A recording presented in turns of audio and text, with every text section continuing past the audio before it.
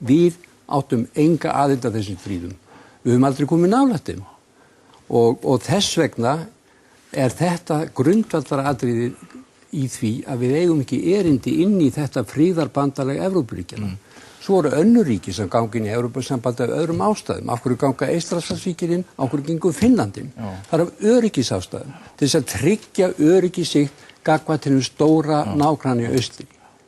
Þetta eru ástæðurnar. Þetta eru margvíslegar svona staðbundnar ástæður sem valda því að þessar þjóðir velja þessa leið. Við erum hér, sjálfstæð þjóð, lítil þjóð, norður í hafi, á þessari litlu en fallegu eyju og við erum bara að halda áfram að vera sjálfstæð þjóð. Já.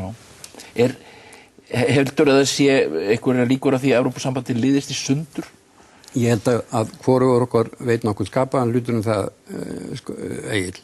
En ég held að sé alveg ljóst að Evrópusambandið á í alveg óbóðslegum erfiðleikum. Það eru gríðarleg átök sem að standa þar yfir innan dyra. Sjáum bara daginn í dag. Þau hittast í dag í Berlín, Sarkozy og Merkel. Hvað eru þau að ræða?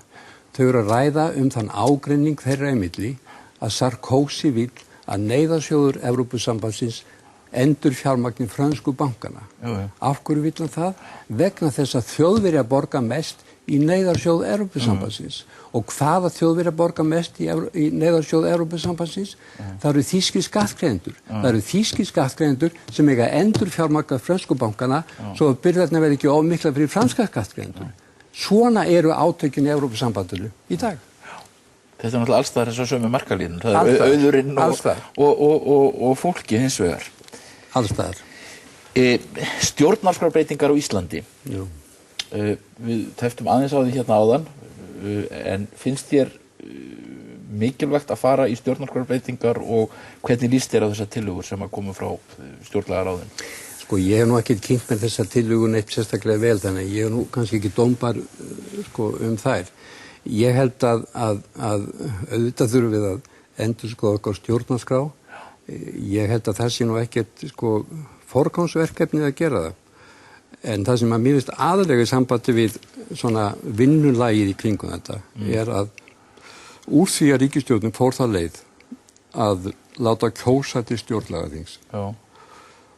Þá átti að fylgja þeirri leið eftir á lokapunkt en ekki reyna að stytta sér leið. Úr því að Hæstiréttur sagði að kosningin væri ógild, þá átti að láta kosninguna fara fram aftur. Vegna þess að það er ekki sami trúverðugleiki. Það veikir ferlið, já. Það er ekki sami trúverðugleiki á bakvið þessa tillögugerð eins og hefði verið ef að ríkisstjórnin hefði ekki valið það kosti að stytta sér leið með þessum hætti. En þarna eru náttúrulega ýmsar hugmyndir í átt til þíns hjartans mál sem er beint lýðræði. Já, sjálfsögðu. Ég er auðvitað mjög ánægður með það. Ég lít svo á að þær hugmyndir séu bara svona áfangi á vegferð okkar til hins beina lýðræðis. Já. En þetta hefur alltaf verið þitt áhugamál og þú hefur til dæmis sagt að við höfum getað beitt þessu í beitingu lýðræði varðandi ákvarðanir fiskveiðistjórnun og varðandi Kárahnjúkavirkjun og mér finnst að eigi í þessu litla samfélag okkar þá eigi að taka ákvarðanir svona. Þjóðin sjálf taki ákvarðanir sjálf öll meginmál. Og með sama hætti finnst mér að í sveitarfélögum, þá í íbúar sveitarfélagana að taka ákvarðanir sjálfir í kosningum meginmál sveitarfélagana. Já. Við erum svo fá, við erum svo smá, en við höfum svo stórkostlega möguleika að byggja hérna upp mjög fullkomið lýðræðiskerfi einmitt vegna þess hvað við erum fá. Já. Þetta er náttúrulega vald sem að stjórnmálamennir vilja ekki endilega gefa frá sér. Við gerum allt of mikið með stjórnmálamenn. Við gerum allt of mikið með stjórnmálamenn pólitíkina, yfirstjórn þessa litla og fámenna lýðveldis okkar. Það er allt of mikil yfirbygging á þessu þjóðfélagi. Það er allt of mikil tildur í kringum þetta. Þú ert með vikulega þætti í sjónvarpinu. Þú ert alltaf að tala pólitík með einhverjum hætti. Þú ert alltaf að tala við einhverja pólitíkusa. Þú ert alltaf að tala við einhverja sérfræðinga. Þú ert alltaf að tala við einhverja háskólamenn. Það koma aldrei einhverju bændur, sjómenn, verkamenn, húsmæður. Þetta fólk sést ekki. Hvers vegna ekki? Það er spurning. Já. En finnst þér að við getum farið þessa leið? Þú ert sagt að við þurfum að skera niður allt samfélagið alla yfirbyggingu. Þú veist það jafnvel og ég að við getum það. Þú veist það jafnvel og ég að við þurfum ekki í nútímanum með þeim samskipta formum sem við höfum, við þurfum ekki 63 þingmenn. Við þurfum ekki 12 ráðherra. Þú veist það jafnvel og ég að ráðherra í dag eins og deildarstjóri í stóru fyrirtæki. Hann er að stjórna deild sem að sér sjávarútvegsmál eða samgöngumál og svo framvegis. Og tildrið sem við búum til í kringum þetta algjör óþarfi. Við þurfum ekki í kringum þessa stjórnendur 12 svarta límúsínur eða 12 einkabílstjóra eða 63 þingmenn sem í þönum á milli landa til þess að gæta hagsmuna íslensku þjóðarinnar. Við þurfum ekki á þess að halda. Þetta allt of dýr og allt of mikil yfirbyggingu. Við þurfum ekki allir sendiráð. Og það vita þetta allir. Já. Þannig að þú vilt einfalda kerfið og láta fólki ráða. Sjálfsögðu. Já. Þú ert orðinn mikill uppreisnar maður með aldrinum með það. Nei, það bara enginn tekið eftir því. Ég meina, ég hef skrifað svona í Morgunblaðið árum og áratugum saman. Já. En vegna þess að það var Morgunblaðið sem sagði það, þá vildu menn ekki taka eftir því að það væri sagt. Ég skil, já. Segðu mér varðandi ríkisstjórnina. Þú skrifaðir á vefinn hjá þér, Evrópuvaktina, núna í bara gæriði fyrradaga að það sé ekki lengur eftirspurn eftir samstarfi við Vinstri græna. Já. Hvað meinarðu með því? Ekkert annað heldur en það að bæði ég og ýmsir aðrir menn í Sjálfstæðisflokknum vorum svolítið spenntir fyrir samstarfi við Vinstri græna skeið. Við áttum samleið, virtumst eiga samleið með Vinstri grænum í sambandi, Evrópusambandið. Já.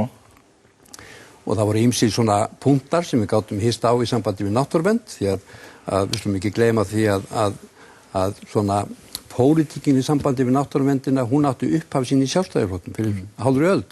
Það var Birgir Kjaran sem að fyrstur manna gekk fram fyrir skjöldu sem stjórnmálamaður og fór að berjast fyrir náttúruvernd.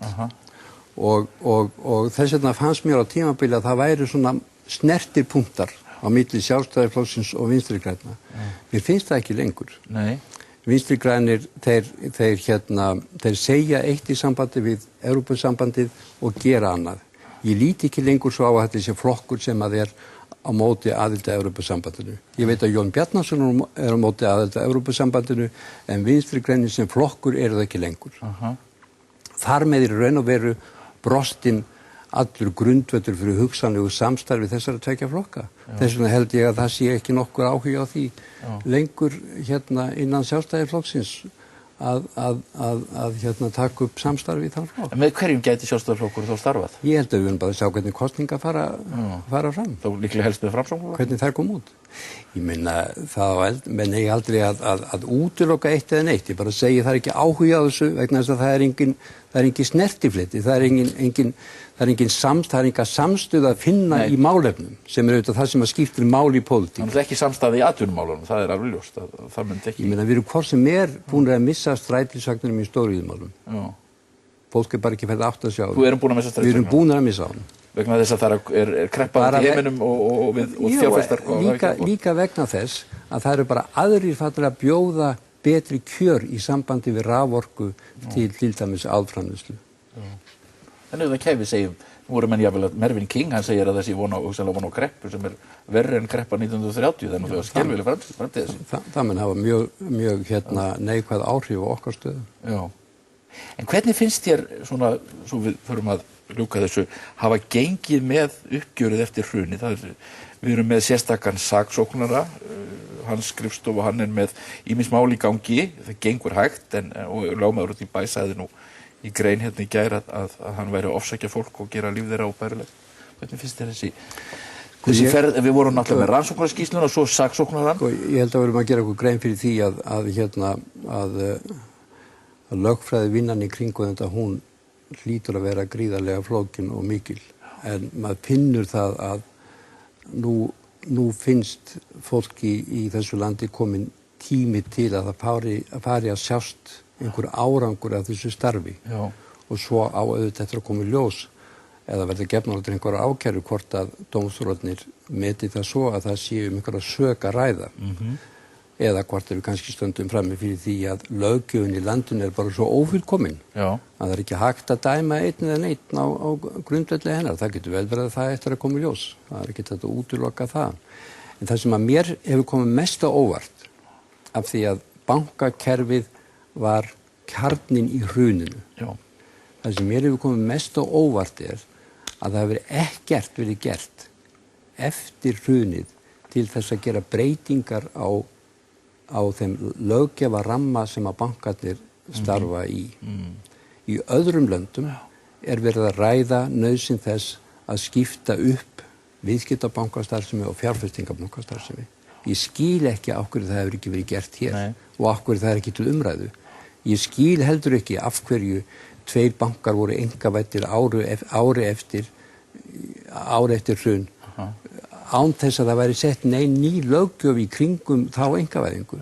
Þetta finnst mér vera kannski einhver mestu mistök sem þessi ríkisstjórn hefur gert í sambandi við frágang á málum eftir hrun. Hún situr náttúrulega uppi með þetta því að það er nú kannski þetta sem er ein aðalega orsök óánægjunnar í þessu samfélagi, hvernig bankarnir ganga síðan í skuldamál einstaklinga og fyrirtækja.